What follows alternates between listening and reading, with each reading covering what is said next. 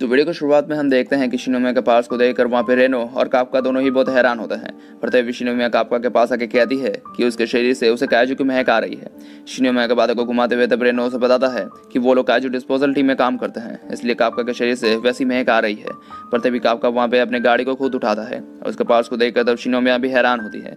Kafka तब बताता है कि वो एग्जामिन नंबर 2032 है और उसका नाम है हिबिनो काफका।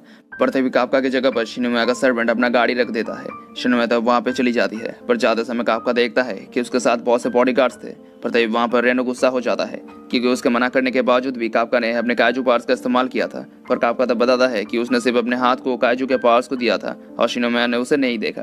पर तभी वहाँ पर आर्मी ऑफिसर्स आ जाते हैं और जो तब उन्हें वहाँ पे चिल्लाने से मना करते हैं। वो लोग तब उनकी बात मान लेते हैं, पर रेनो तब काफका को बताता है कि अगर उसने फिर से अपने काजू पार्ट्स का इस्तेमाल किया तब वो उसे घर भेज देगा। वो दोनों तब एग्जाम सेंटर के अंदर चले जाते हैं। इसके बाद उनकी ट्रेनिंग शुरू होती है। हम तब देखते हैं कि वो एग्जाम बहुत ही ज्यादा हार्ड होती है और उसके बहुत अलग अलग पार्ट्स भी होते हैं और वो बिल्कुल एक आर्मी ट्रेनिंग की तरह ही होती है। उस एग्जाम को देते हुए काफका वहाँ पे बहुत ज्यादा थक जाता है। वो तब सोचने लगता है कि वो फिटनेस टेस्ट उसके लिए बहुत ही ज्यादा हार्ड होने वाला है। वो तब अपने पार्ट्स का इस्तेमाल करने के बारे में सोचता है, पर वो तब अपने ख्याल को टाल देता है। पर कुछ ही देर बाद उनका फिटनेस टेस्ट का रिजल्ट आता है, जहाँ पर काफका का स्कोर बहुत ही ज्यादा कम होता है और उसे देखकर वो उस पर यकीन ही नहीं कर पाता। पर तभी उसके पास शिनोमिया आती है, जो तब काफका को देखकर हंसने लगती है क्योंकि एग्जाम देने से पहले उसने शिनोमिया के सामने बहुत लंबा लंबा फेंका था। वो अब शिनोमिया को देखकर तब काफका और भी ज्यादा शर्मा जाता है। पर रेनो तब उसके पास आके कहता है उसने सच में उसके काजू पार्ट्स का इस्तेमाल नहीं किया है और इसकी वजह से वो बहुत खुश है। काफका तब बताता है कि यहाँ पे आने के लिए बहुत से लोगों ने जी जान लगा के मेहनत की है, पर उसे एग्जाम में अपने पार्ट्स का इस्तेमाल करना चाहिए था। रेनो तब उसे कहता है कि अपने पार्ट्स का इस्तेमाल ना करके भी वो उस एग्जाम को पास कर सकता है। वो सुनकर तब काफका तब रुक जाता है। इस तरह डिफेंस फोर्स का वाइस कैप्टन आशिनो को उस साल के एग्जामिन्स की लिस्ट को देता है और उनके बारे में बताने लगता है। इस तरफ काफका रेनो तब वहाँ पे आए हुए स्टूडेंट्स को देखने लगते हैं, जहाँ पर रेनो तब उन सभी के बारे में बताने लगता है। इस तरफ काफका कुछ लोगों को देखने लगता है जो लोग बहुत स्मार्ट और स्ट्रांग होने के साथ साथ वो लोग एक टॉप ऑफिसर बनना चाहते थे। वहाँ पर रेनो तब बताता है कि वहाँ के सभी स्टूडेंट्स को ऐसे वैसे ऑफिसर्स बनने नहीं आए हैं, ये सभी लोग टॉप ऑफिसर्स बनना चाहते हैं। और इन सभी में जो सबसे स्मार्ट और पावरफुल है वो है शिनोमिया किकोरू। उसने कैलिफोर्निया से अपनी ग्रेजुएशन को किया था और सभी लोग उसे आज तक के सबसे ग्रेटेस्ट टैलेंट को बुलाते हैं। वहाँ पे हम देखते हैं कि सभी एग्जामिन शिनोमिया को ही देख रहे थे, जो लोग तब उससे ऊपर जाना चाहते थे। काफका के पास तब शिनोमिया आती है, जो कहती है कि क्या अब काफका को पता चल गया है कि वो कितनी औसम है। सुनकर तब काफका उसके पास जाता है, पर शिनोमिया के बॉडीगार्ड्स तब उसे पकड़ के मारने लगते हैं क्योंकि वो शिनोमिया के बहुत पास आ चुका था। उसे तब वहाँ पे बाकी लोग भी देख पाते हैं, पर शिनोमिया तब काफका को ताना मार के वहाँ से चली जाती है और इससे तब काफका गुस्सा हो जाता है। रेनो तब उसके पास आता है और बताता है कि काफका अभी भी पास हो सकता है। पिछले 2 सालों से डिफेंस फोर्स ने एक नए टेस्ट को ऐड किया है और वो है काजू डिस्पोजल। वो लोग तुम्हारे नॉलेज को देखना चाहते हैं और इसके साथ साथ तुम एक ग्रुप में कैसे काम करते हो वो भी वो लोग देखेंगे। इससे उनका मकसद है कि सभी लोग यह जान सके कि डिफेंस फोर्स में घुसने के लिए सिर्फ काजू को मारना ही नहीं पड़ता। वो दोनों तब इसे सुनकर खुश हो जाते हैं क्योंकि काजू डिस्पोजल में वो दोनों ही अच्छे थे। थोड़ी देर बाद वो लोग इस टेस्ट वाले जगह पर आ जाते हैं, जहाँ पर वो देखते हैं कि वो टेस्ट वाली जगह बहुत ही ज्यादा बड़ी होती है। वहाँ पे तब 3rd डिवीजन का वाइस कैप्टन होशिना उन सभी को अपना इंट्रोडक्शन देता है और बताता है कि वो इस साल के 2nd स्टेज के एग्जाम का हेड है और वो लोग आज उस जगह में अपने एग्जाम को देने वाले हैं। होशिना तब वहाँ के गेट को खोल देता है और उसे देखकर काफका और रेनो को पूरा यकीन होता है कि वो एग्जाम काजू डिस्पोजल का ही होगा। पर तभी होशिना उन्हें बताता है कि उनके एग्जाम के दौरान उन्हें काजू को ढूंढ के उन्हें मारना होगा। और इसे सुनकर तब वो दोनों ही बहुत ज्यादा चौंक जाते हैं क्योंकि उन दोनों की ये उम्मीद ही नहीं थी। वहाँ पे उन्हें तब एक बड़ा सा काजू देख लेता है और उन पर हमला करने के लिए उनकी तरफ ही बढ़ने लगता है। पर तभी उस गेट की इनविजिबल केज एक्टिवेट हो जाती है। ऐसे तब वो काजू वहीं पर ही लॉक हो जाता है। उसे देखकर तब काफका बहुत ही ज्यादा डर जाता है, पर बाकी लोगों को वो बहुत ही ज्यादा दिलचस्प लगती है।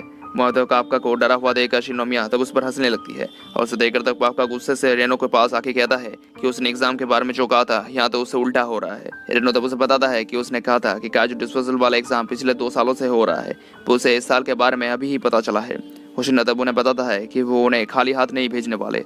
वो तब उन सभी को उनके सूट्स को दिखाता है। उन्हें पहनकर ही वो लोग काजू का साल लेने जाएंगे। वो लोग जब उनके सूट्स को पहनते हैं तब वो सूट उनकी फिटिंग की बन जाती है और वो मानो उनके शरीर का एक हिस्सा बन जाती है और उनकी वजह से उनके मसल्स के स्ट्रेंथ और भी ज्यादा बढ़ जाते हैं। वहाँ पे होशिना तब उन सभी को एक मॉनिटर की मदद से देख रहा होता है और बताता है कि उन लोगों को जिस सूट को पहना है वो एक एंटी काजू सूट है और काजू के पार्ट से ही उन्हें बनाया जाता है। यह अपने पहनने वाले के पार्ट्स को बहुत ज्यादा बढ़ा देता है और काजू से लड़ने के लिए यह सबसे अच्छा हथियार है। वो लोग तब उन सभी के कॉम्बैट पार्ट को चेक करने लगते हैं, जहाँ पर सूट पहनने के बाद रेनो की पार्ट्स होती है 8%, इजुमाहारू इची की होती है 18%, काकुरा की आवी की होती है 15%, फुराशियारू की होती है 14%। होशिना तब उन सभी को बताता है कि कॉम्बैट पावर का परसेंटेज का मतलब है कि वो लोग सूट के पास को कितने हद तक इस्तेमाल कर सकते हैं, पर उस साल के स्टूडेंट के पास बाकी सालों के मुकाबले बहुत ज्यादा होते हैं। पर वहाँ पे वो लोग देखते हैं कि शिनोमिया की कॉम्बैट पावर थी 46%।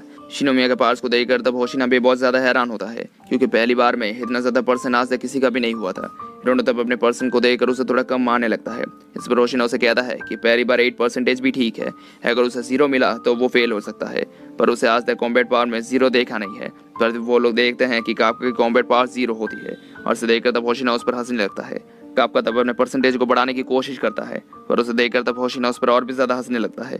काफका तब सोचने लगता है कि उसके साथ ऐसा हो क्यों रहा है, पर जो भी हो उसे जल्दी ही अपने परसेंटेज को बढ़ाना होगा। उसे देखकर तब शिनोमिया थोड़ा नाराज होती है, क्योंकि उसने पार्किंग लॉट में काफका के पावर्स को देखा था और वो उन्हें एग्जाम में देखना चाहती थी। पर तभी उनके पास होशिना आता है, जो तब उन्हें आके बताता है कि जबकि वो लोग अपने अपने सूट को पहन चुके हैं तो वो लोग अब फाइनल टेस्ट को शुरू कर सकते हैं।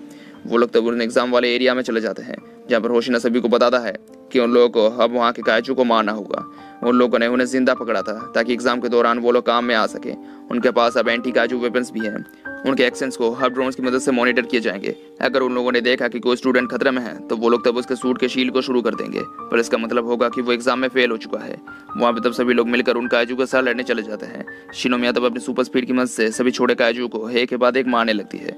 दूसरी तरफ हम देखते हैं कि बिना सूट की हेल्प के काफका अपने गन तक को ठीक से उठा नहीं पा रहा था। होशिना तब उन सभी को कहता है कि कैप्टन आशिनो उन सभी को देख रही है, तो सभी लोग अब अच्छे से अपने एग्जाम को पूरा करें। और इसे सुनकर तब काफका को अपना वादा याद आता है। वहाँ पे तब काफका रेनो से पूछता है कि क्या उसे पता है कि वो लोग उन्हें ड्रोन की मदद से क्यों देख रहे हैं। रेनो तब इस बात को सुनकर सोचने पर मजबूर हो जाता है, क्योंकि अगर उन लोगों को सिर्फ काजू के किलिंग से मतलब था तो वो लोग उनके सेंसर्स की मदद से ही ये जान लेते। काफका तब बताता है कि डिफेंस फोर्स ये देखना चाहती है कि सभी लोग मिलकर सिचुएशन को कैसे हैंडल करते हैं। वो लोग तब ये फैसला करते हैं कि अगर वो लोग काजू को मार नहीं सकते तो उन्हें मारने के लिए वो बाकियों के साथ तो दे ही सकते हैं, और तब वो दोनों वैसा ही करने लगते हैं और बाकियों के साथ देने लगते हैं। काफका तब अपने आगे के काजू को देखकर ये पहचान लेता है कि वो किस तरह का काजू था, और तब वो उसकी तरफ एक बॉम्ब को फेंक देता है। इससे तब उस काजू को तकलीफ होने लगती है। वो काजू तब बहरा हो जाता है। काफका तब बताता है कि उस काजू की आई साइड बहुत कमजोर है, पर उसके सुनने की क्षमता बहुत ज्यादा है।